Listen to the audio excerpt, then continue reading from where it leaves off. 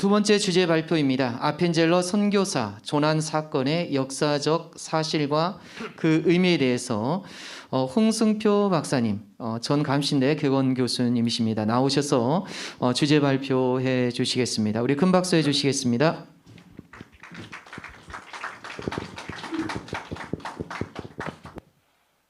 네, 마이크가 반갑습니다. 네, 아펜젤러 선교사의 조난 사건에 대해서 이제 비교적 최근에 연구했던 연구자이기 때문에 오늘 이 뜻깊은 자리에 초대된 것 같습니다. 특히 올해가 아펜젤러 선교사가 서거한 지 120주년이 되는 해입니다. 근데 바로 그 서거 현장에서 가장 가까운 서천 땅에서 오늘 이렇게 아펜젤러 선교사 조난 사건에 대해 이야기 전해드릴 수 있는 기회를 얻은 것이 저 개인으로서도 연구자로서 큰 영광이 아닐 수 없습니다. 오늘 비교적 짧은 시간이지만 아펜젤러 선교사에 대해서 우리가 왜 알아야 되고 그분의 죽음이 이 땅과 어떤 관계가 있는지 한번 살펴보는 시간을 갖도록 하겠습니다. 제목은 아펜젤러 선교사 조난 사건의 역사적 사실과 그 의미라는 제목입니다. 아주 진부한 제목이지만 내용은 최대한 재밌게 한번 소개할 수 있도록 하겠습니다. 사진 속에 있는 이 배는 모형인데 지금 서천 마량진 동백정 교회에 있는 아펜젤러 순직기념관에 재현되어 있는 아펜젤러 선교사의 조난 사건 당시 탑승한 일본 오사카 상선의 소속 여객선이었던 구마가와 마루라는 배입니다. 고증을 어떤 절차를 통해서 했는지 저도 한번 살펴보고 싶은데요. 비교적 그림과 유사한 측면이 있는 것 같습니다. 어디로 해야 되죠? 이게 잠시만요. 됐네. 예, 1884년에 감리교 맥클레이 선교사가 고종을 아련해서 그 병원과 의료 선교 사업에 윤허를 받고 그것이 한국의 개신교 선교의 착수를 가능하게 했습니다. 그래서 1885년에 아펜젤러 감리교 선교사, 언더우드 장로교 선교사가 처음으로 제물포로 내한을 하게 됐고요. 맥클레이 내한 이후에 장로교 알렌 선교사가 의료 선교사로 제일 먼저 한국에 들어왔고요. 그 다음에 언더우드, 아펜젤러 두 선교사가 복음 전도를 목적으로 한 복음 선교사로 처음 들어오게 됩니다. 아펜젤러 선교사는 초대 감리교 선교사로서 한국 초기 개신교의 선교 사업과 한국 근대화에 지대한 영향을 끼친 인물입니다. 한국 최초의 근대식 학교인 배제학당 설립하셨고요. 그 다음에 정동제일교회를 비롯한 여러 초기 교회들을 설립해서 복음전도의 기지를 구축하셨고요. 그 다음에 산문출판사 같은 인쇄소를 만들어서 다양한 언어의 출판물을 보급해서 근대 문물이 한국 사회에 보급될 수 있는 창구 역할을 하셨습니다. 이런 최초의 영문 소설인 철로역정이 바로 이 산문출판사 같은 곳에서 간행되었습니다. 그리고 선교사들이 초기에 한글의 우수성을 미리 아시고 한자 성경에 안주하는 것이 아니라 한국인들의 가장 보편적 언어인 한글을 복음 전도의 용어로 채택하고 문서 선교와 성서 번역의 언어로 채택하고 성서 번역을 시작하신 주도하셨던 분이 또 아펜젤러 선교사이십니다. 그분의 노력으로 이제 신약 성서가 생전에 간행이 됐고요. 이후에 구약 전서까지 간행이 됐습니다. 이분은 이후에도 여러 한국의 비기독교인 개화파 인사들까지도 다 교류를 하시면서 독립협회 창설에도 크게 기여하시고 후원도 하셨습니다. 그래서 독립문이 건립될 때 배제학당 학생들과 함께 참여하셔서 배제학당 학생들이 축가를 부르고 아펜젤러 선교사가 한국의 번영과 미래를 위한 축복의 기도를 하셨던 것들이 독립신문에 다 나타나 있습니다. 그래서 우리나라의 복음 전도뿐만 아니라 근대화 자주 독립국가로서의 기틀을 다지는데 중요한 역할을 하신 인물이 아펜젤러다. 그렇기 때문에 기독교를 넘어선 보편적 인물로서 우리가 기념할 만한 인물이다 이렇게 말씀드릴 수 있겠습니다. 아펜젤러 선교사가 이제 목포에서 열리는 성서 번역자회에 참석하기 위해서 여러 또 곡절이 있습니다. 제가 다 설명 못 드리는데요. 안타깝게도 좀 원래 예정된 배를 놓치고 다른 배를 타시게 됩니다. 인천에서. 그래서 1902년 6월 11일 인천에서 배를 출발해서 가던 중에 바로 저 배를 타십니다. 구마가와 마루라는 오사카 상선의 배를 타는데요. 이 배는 아니고요. 저 구마가와마루 배 그림을 찾으려고 애를 썼는데 못 찾았습니다. 근데 같은 해 오사카 상선에서 건조된 동급의 강선을 그림을 확인했습니다. 그것이 바로 여기 소개되고 있는 치쿠코 가와마루라는 배입니다. 그러니까 같은 선박회사의 같은 해에 생산된 동급이기 때문에 모양은 거의 동일하지 않을까 추측이 됩니다. 이게 치쿠코 가와마루인데 구마가와마루가 이렇게 생겼을 것으로 추정됩니다. 이거는 실제 치쿠코 가와마루의 사진입니다. 1902년 6월 11일에 밤 11시 전후된 시간에 사고가 나고요. 그것이 이제 처음 일본의 언론에 처음 보도된 것은 1912년 6월 14일입니다. 그동안에 이 언론 자료들이 발굴되기 전까지는 그리피스라는 아펜젤러 전기 작성자가 쓴 전기에 그 오세이도라는 곳에 목포 인근 바다 오세이도 앞에서 사고가 났다. 이 그리피스의 기록이 있었어요. 그래서 오세이도가 어디냐에 대해서 학자들 간에 여러 논란이 있었는데 한때 군산 앞에 오식도라는 섬이 있습니다.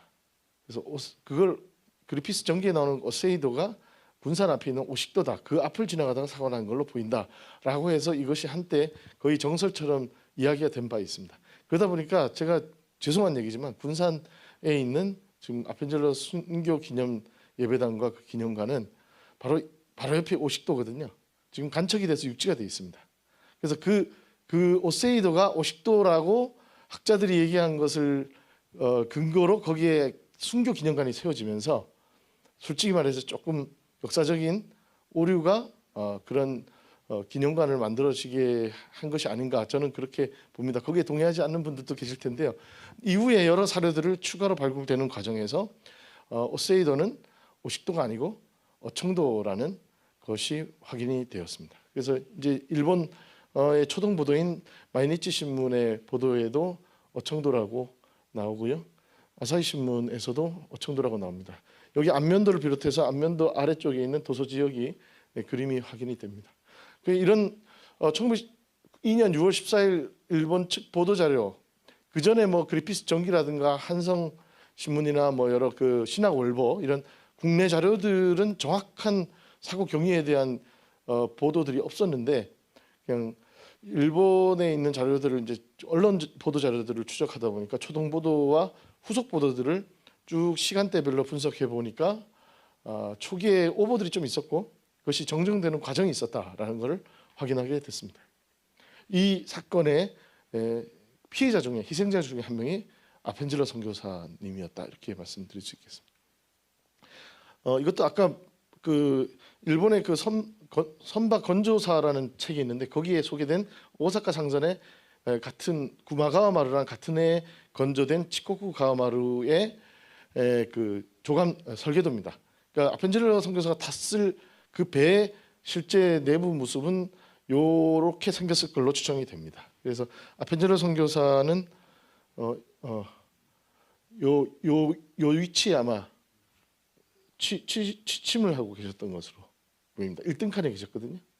그리고 이제 그의 조사인 조한규와 정신여학교 여학생은 아마 요 아래쪽에 3등 칸에 있었던 것으로 보입니다.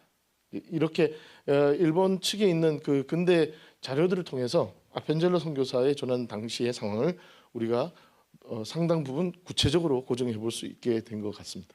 뭐 이것이 좀 더 확대한 부분이고요. 평면도도 있습니다. 측면도도 있고요.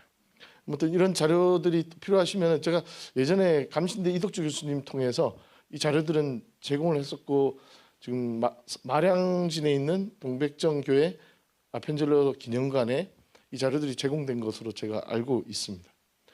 아펜젤러 조난 사건의 시간은 이제 11시 전후 경으로 모든 언론 자료들을 보면 확인이 되고요. 이후에 그 아펜젤러 선교사 부인인 엘라 다치 아펜젤러와 아들인 헨리 다치 아펜젤러가 오사카 상선을 대상으로 소송을 거는데 그 소송 관련 판결 대심원 그 판결문이 또 확보가 돼서 그것도 확인을 해봤는데 11시 경인 건 확인이 됩니다.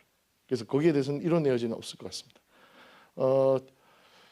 어청도 부근 사고 위치는 어청도의 서북편 23해리로 거의 확정적으로 확인이 됩니다. 1해리가 1.8km 정도 되거든요. 그 2, 3해리면은 약 4km에서 5km.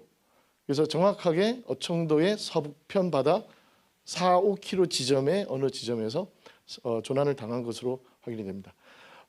구마가와 마루가 그냥 혼자 가다가 침몰한 게 아니고요. 목포에서 올라오는 기소가와 마루라는 같은 오사카 상선 회사 소속의 배와 충돌합니다. 하나는 목포에서 올라왔고 하나는 인천에서 내려가고 있었는데 서로가 좀 뭐라고 해야 되나요? 앞에 조망을 충분히 안 하고 태업을 하다가 서로 충돌하게 됩니다. 근데 기소가와 마루는 선두가 찌그러지기만 했고 구마가와 마루는 배에 구멍이 납니다. 그래서 약 5분 이내에 아주 빠르게 침몰을 합니다.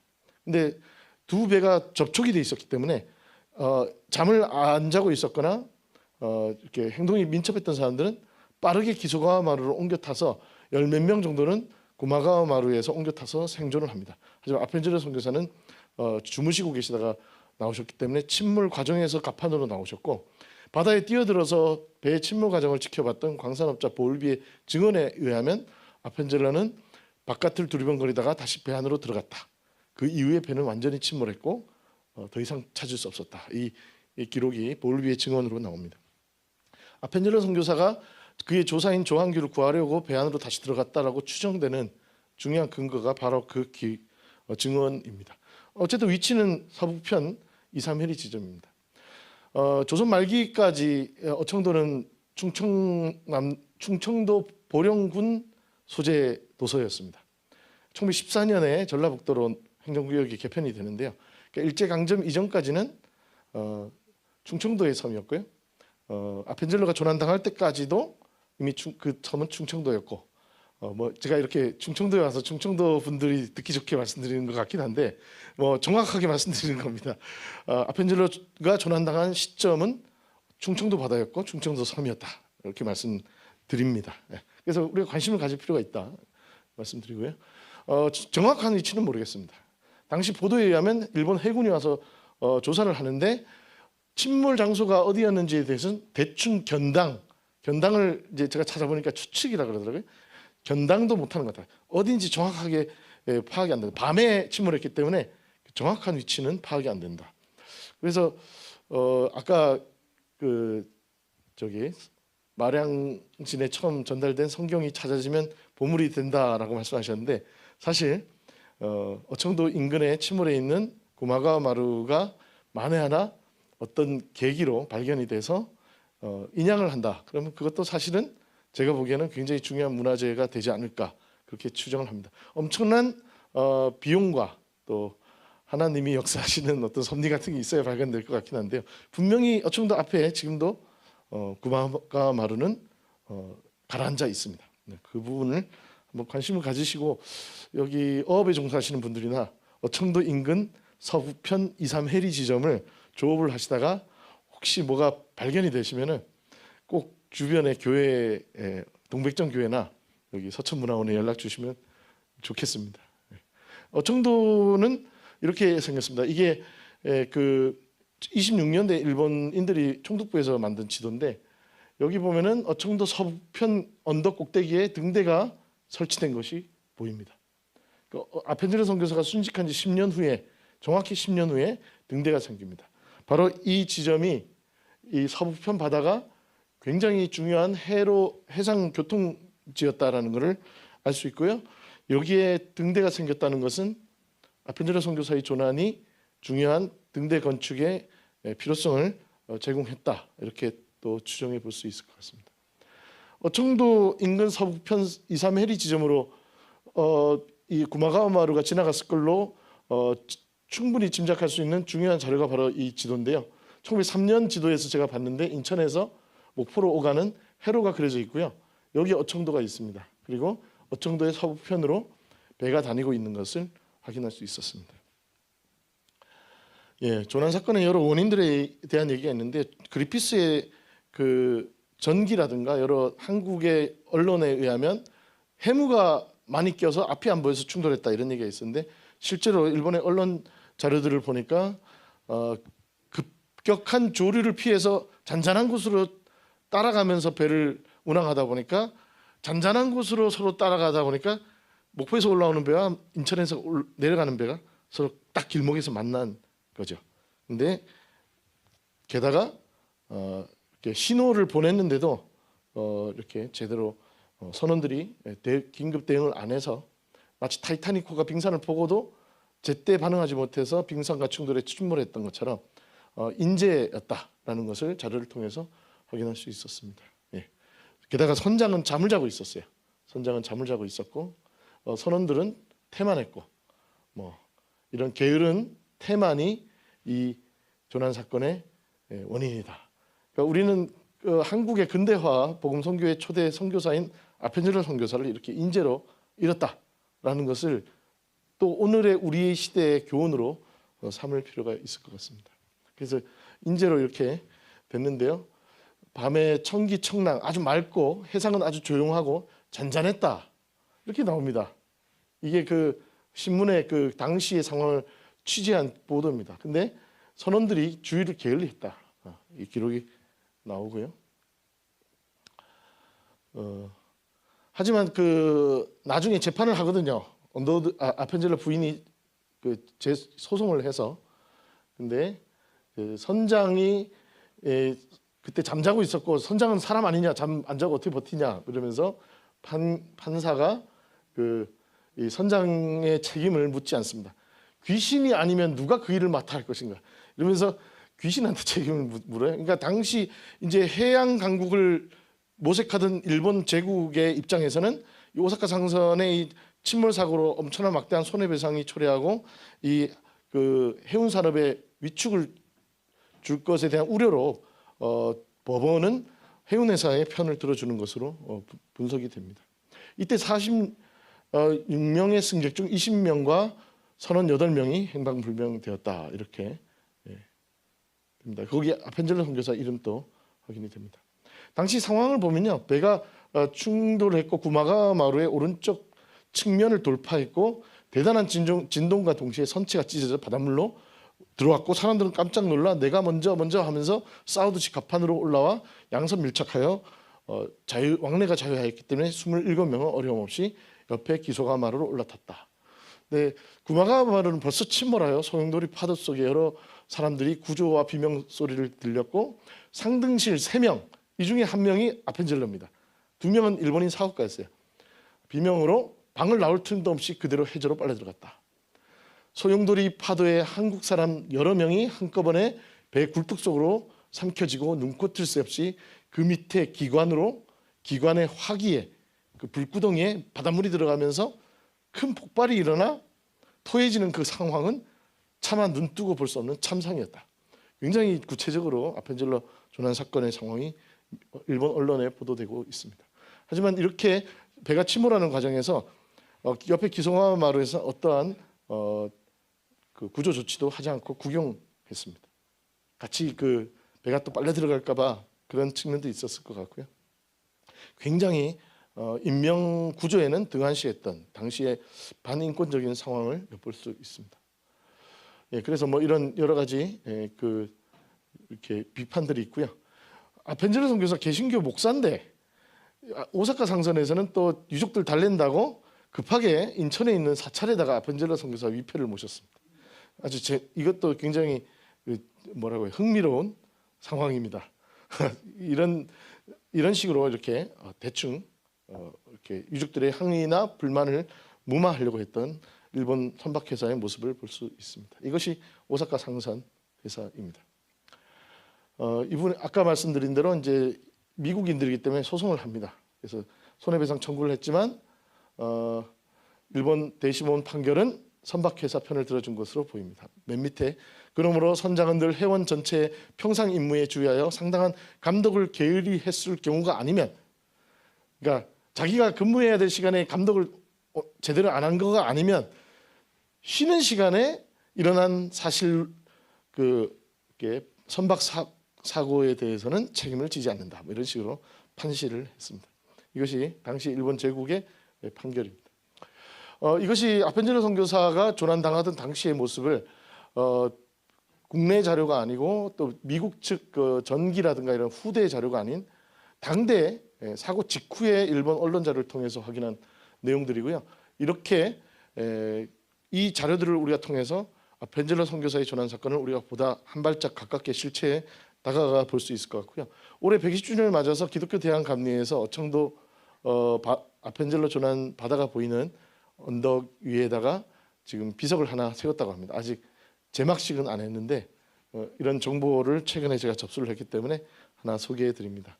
아펜젤러 선교사가 한국에 처음 첫 발을 디딜 때 했던 첫 일성은 바로 우린 부활절에 이곳에 왔습니다. 오늘 사망의 빗장을 산산히 깨뜨리고 부활하신 주께서 이 나라 백성들을 얽어매고 있는 굴레를 끊으시고 그들에게 하나님의 자녀가 누리는 빛과 자유를 허락하소서.